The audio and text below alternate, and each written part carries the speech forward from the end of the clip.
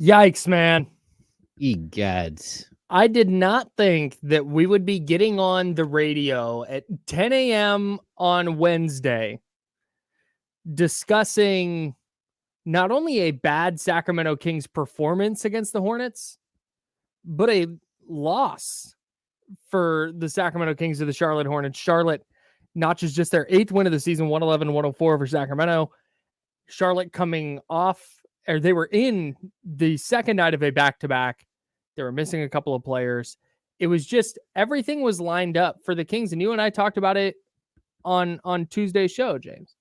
We talked about, like, hey, this is a good opportunity to blow this team out of the water, get your starters 25 minutes, and then get them out and get set up to play the Magic on Wednesday. And instead, they not only lost, they smoked a late lead. They, I think from a pure basketball standpoint, might have played their worst game of the year. Yeah. Although the couple in Houston were really I don't know if I'm going to put it that way. This is their worst loss of the year for me. When we're chalking up bad losses, this is the worst one for me. This is a one that says you're not serious. That says it, like, you're not ready yet. And until you are ready, like, I don't know, like, stop talking about, like, who you think you're going to be.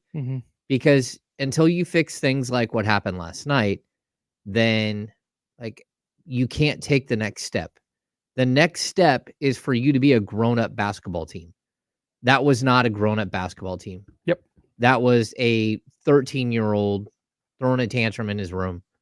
And I don't know what else to say. I mean, you walk into a game, like, Domantas Sabonis was a beast, but 11 turnovers, man. That's a bad game. 11 turnovers. That's a bad game. And like, pulling Malik Monk 5 minutes into his stint and saying you're done. Like, that's a bad game.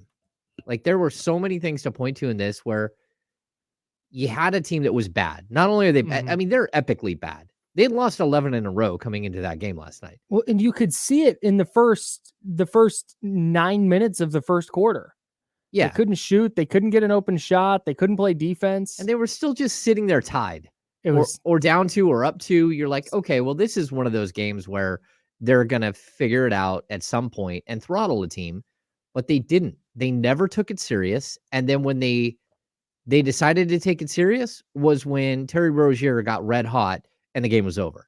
You let one guy get hot, and that's what happens in those games. That was not a highly competitive game. That was a really good team sinking to the lowest of low level of a bad opponent who not only was missing their starting point guard, but like their starting small forward. And oh, by the way, their starting shooting guard couldn't go like at 15 minutes before lineups were due. So 60% of their starting lineup is gone. Actually, it's 80 because Mark Williams wasn't able to go either. So you had one guy and you let one guy beat you. Like, all right, if that's who you are. That's so. Before I dive into just how abysmal it was, because I think everybody kind of knows that, I will note, small silver lining here. That a sign of the times in Sacramento is that there is genuine anger about this and not apathy. Yes. That it's like, oh, hey, that's not what this team is supposed to look like. Instead of, well, like there were, and again, this is a small, very small subsection of Kings fans, but I had people replying to me on the internet last night. I'm not watching tomorrow. This is dumb. This is terrible. It's like, if you want to take a night off, I don't mind, man. After that, if you want to take a night off, I don't mind at all. But just to kind of get back to it, that is the kind of loss that, and look, Boston went to OT at home with Detroit. Yeah. Okay. Like weird things happen in the NBA, but for the Kings, they are not Boston. This is not a championship contender who has proven night in and night out that they are one of the best teams in the NBA. Oh, and then they had a bad night. This is a pattern. This is those 2 games in Houston. The first game of the 2 in New Orleans, where they were just non-competitive. Didn't show up. It is, and we keep asking, Like, okay, well, when are the real Kings going to show up? In fact, in the YouTube chat, in the chatty house, youtube.com/ESPN1320, twitch.tv/ESPN1320, Wheezy80. I don't get the Kings, man. Dr. Jekyll and Mr. Hyde. Not sure which one is the real Kings. This is it. You're seeing it. The real Kings are the team that, yeah, hey, they might go beat Denver and Phoenix and Minnesota in Minnesota. Sure, they're capable of all that, but they're also capable of what you saw last night. And that's not to say the season is over. That's not to say that they can't get better than this. This is not to say that this isn't working, blow up the whole thing. No. But it's just very clear to me with this group of players that this is kind of where they cap out. Like they're a very good team that is still capable of losing a game like last night. Yeah, it's tough because what this game really looked like is a couple of years ago under Alvin Gentry, the Philadelphia 76ers rolled into Sacramento and they lost 5 starters before the game, 5 starters out. And the Kings got rolled by a team missing 5 starters. And so the problem is that team that I'm talking about that lost that game was a bad team, straight up bad team.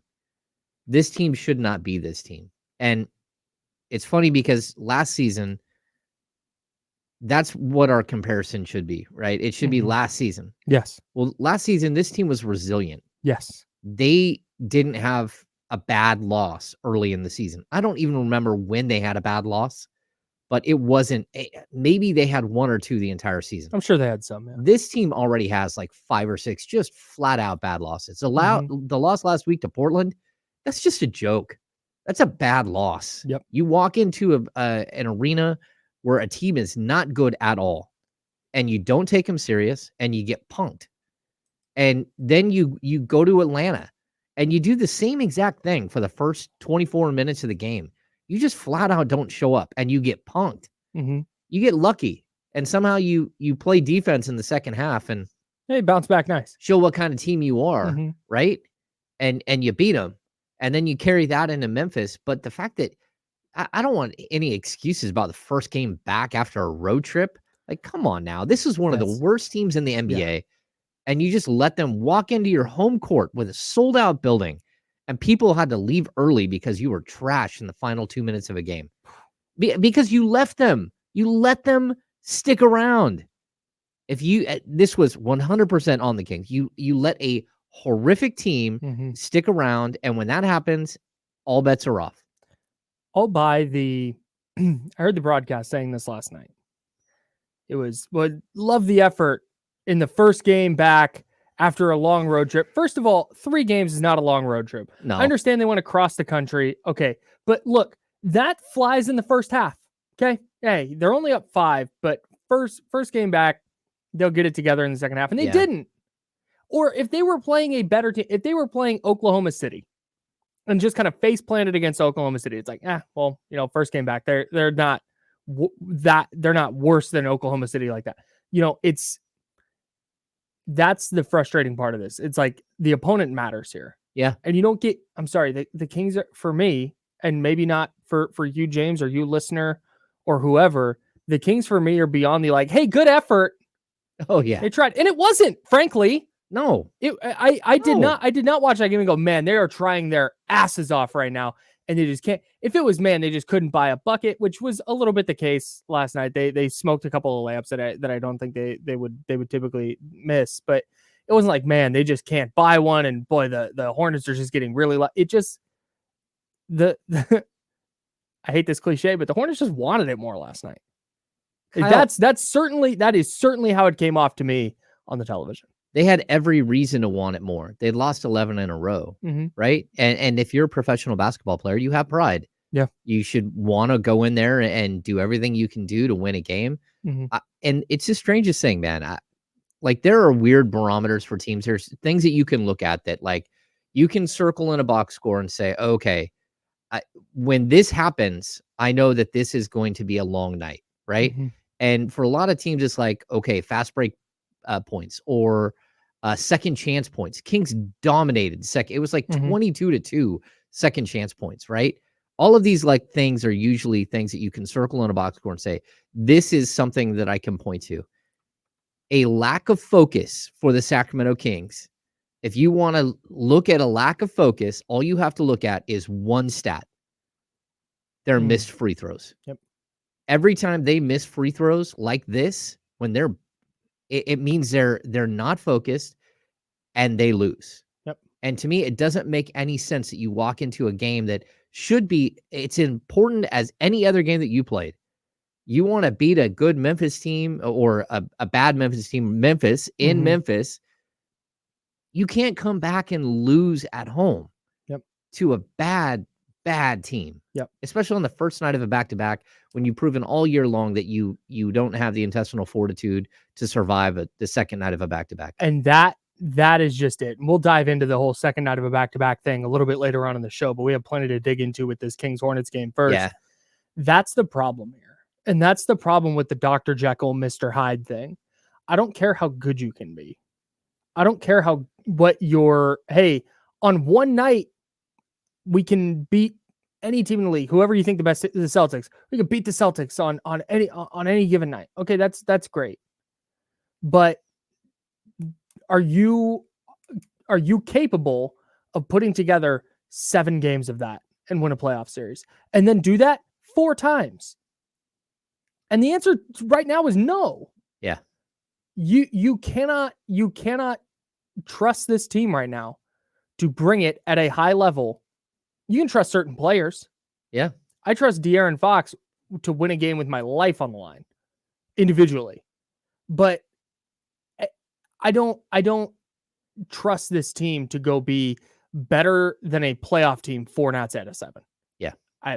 And again, that's not to say that blow it all up, but it's very clear to me, if it wasn't before, that this iteration of the Kings needs a little bit of a shakeup. They need something. Yeah. And they just got a shakeup in the starting lineup, and that wasn't what it was. That wasn't what you needed. No. It's something else. Yeah.